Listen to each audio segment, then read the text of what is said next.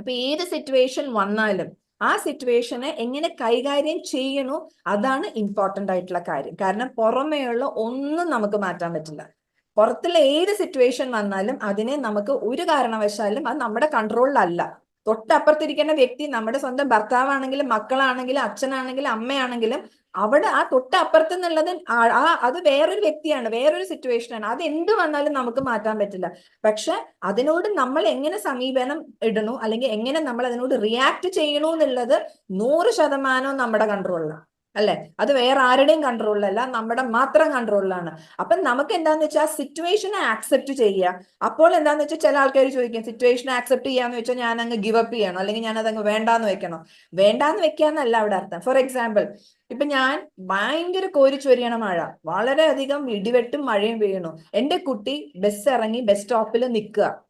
ഞാൻ മഴ മാറിയിട്ട് പോയി സൗകര്യം പോലെ കുട്ടിയെ വിളിക്കാം എന്ന് ഞാൻ തീരുമാനിക്കോ, അതോ ആ സിറ്റുവേഷനിൽ ഞാൻ എങ്ങനെ കുട്ടിയുടെ അടുത്ത് എത്തുന്നുള്ള തീരുമാനം എടുക്കും? ഈ ഒരു എക്സാമ്പിൾ നിങ്ങളുടെ മനസ്സിലുണ്ടെങ്കിൽ നമുക്ക് മനസ്സിലാവും നമ്മുടെ മുമ്പിൽ വരുന്ന സാഹചര്യങ്ങളെ നമ്മൾ എങ്ങനെ കൈകാര്യം ചെയ്യുന്നു, എങ്ങനെ നമ്മൾ അതിനെ ഏറ്റെടുക്കുന്നു, അതാണ് നമ്മൾ ആറ്റിറ്റ്യൂഡ് എന്ന് പറയുന്നത്. ആ കാലാവസ്ഥയെ കുറ്റം പറഞ്ഞുകൊണ്ടിരുന്ന് നമ്മൾ കുറെ അധികം ഡ്രൈവറെയും കുറ്റം പറഞ്ഞ, അദ്ദേഹത്തിന് അറിയോ അന്ന് അപ്പം മഴ പെയ്യുന്നു, പക്ഷെ ആ ഒരു സിറ്റുവേഷനിൽ നമ്മൾ എല്ലാരെയും കുറ്റം പറഞ്ഞുകൊണ്ടിരുന്ന് നമ്മളും ഫ്രസ്ട്രേറ്റഡ് ആയി, നമ്മളും ആകെ എന്താ പറയാ തളർന്നു പോണ ഒരു സിറ്റുവേഷൻ അല്ല അവിടെ വേണ്ടത്. അവിടെ നമ്മൾ വേണ്ടത് ആ സാഹചര്യത്തിനെ നമ്മൾ എങ്ങനെയാണ് നമ്മൾ സമീപിക്കുന്നത് എന്നുള്ളതിനെ ബേസ് ചെയ്തിട്ടാണ് നമുക്ക് ഓരോ കാര്യങ്ങളും ചെയ്യാൻ പറ്റും. ഇത് തന്നെയാണ് നമ്മുടെ ലൈഫിൽ ഓരോ സിറ്റുവേഷൻ, നമ്മുടെ ജോലിയിലാവട്ടെ, നമ്മുടെ ബിസിനസ്സിലാവട്ടെ, നമ്മുടെ പഠിത്തത്തിലാവട്ടെ, ഫാമിലി മാറ്റേഴ്സിലാവട്ടെ, നമ്മുടെ കാഴ്ചപ്പാട് എന്ന് പറയുന്നത് അതിന് നമ്മൾ തന്നെ ഒന്ന് സ്വയം വിലയിരുത്തണം. എങ്ങനെയാണ് ഞാൻ എൻ്റെ ജീവിതത്തിനെ കാണുന്നത്? എനിക്ക് രക്ഷപ്പെടണം, പക്ഷെ കഷ്ടപ്പെടാൻ വയ്യ.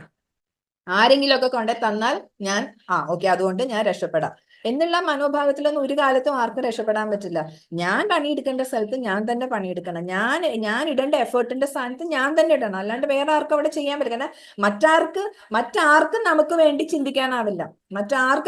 ചിന്തിക്കാനാവില്ല. നമ്മുടെ മനോഭാവം എന്ന് പറയുന്നത് നമ്മുടെ മാത്രം കൺട്രോളിലുള്ളതാണ്. അത് നമ്മുടെ തന്നെയാണ്, നമുക്കുള്ളത് തന്നെയാണ്.